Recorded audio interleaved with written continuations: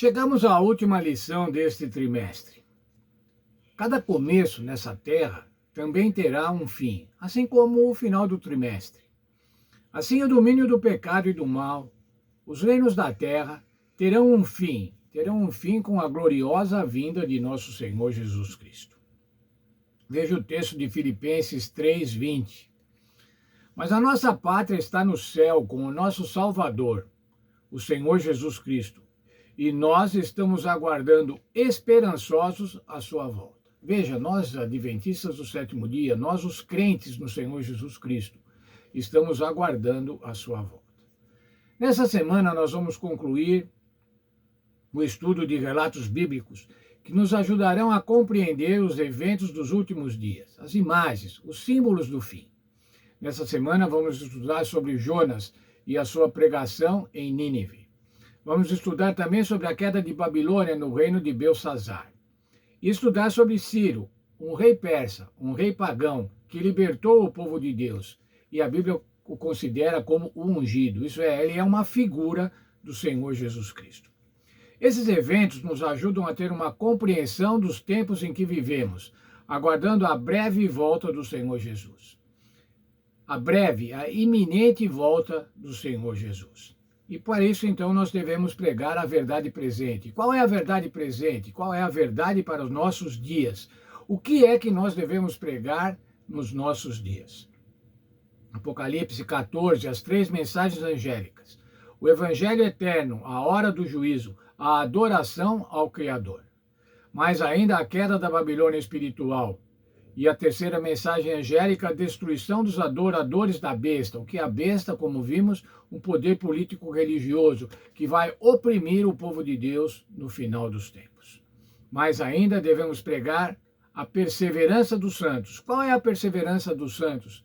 São aqueles que guardam os mandamentos, todos os mandamentos, e têm a fé em Jesus. Porém, nós devemos tomar cuidado com as interpretações das profecias apocalípticas. Em relação a essas histórias que pronunciam os eventos dos últimos dias, ao estudar temas e alusões amplas, não podemos tentar analisar cada detalhe a ponto de criar especulações a respeito das profecias. Assim como as parábolas de Jesus, devemos nos concentrar nas ideias centrais, em vez de analisar cada detalhe na esperança de encontrar verdades ocultas. Nossa ênfase deve estar nos princípios e nos contornos gerais, e a partir dela descobrimos elementos relevantes para os nossos dias. Sabe o que acontece, irmãos? Muitas vezes estudantes da Bíblia têm uma vaidade teológica.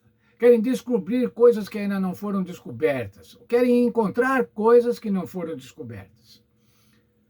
Em nossa igreja, na igreja adventista, a gente costuma brincar até com isso. Diz assim, muitos estão procurando os testemunhos secretos. Não os testemunhos seletos, mas testemunhos secretos. Coisas que nunca ninguém viu. Isso, irmãos, nas mais das vezes, é vaidade teológica. É claro, não vamos julgar. As pessoas estudam, procuram, mas cuidado. Cuidado com as especulações, cuidado com as interpretações particulares. O testemunho de Jonas é um testemunho de alguém que estava num momento de extrema aflição. Antes de ser jogado ao mar, no meio daquele maremoto, daquele tsunami, o que perguntaram a Jonas? Quem é o culpado de tudo isso? O que é que você está fazendo aqui, quando ele estava dormindo lá no porão do navio, enquanto o navio estava quase a sossobrar? De onde você vem? Qual é o seu país? Qual é o seu povo? E o verso para memorizar da lição de hoje mostra qual foi a resposta de Jonas. E Jonas respondeu, eu sou hebreu e temo ao Senhor, o Deus do céu, que fez o mar e a terra.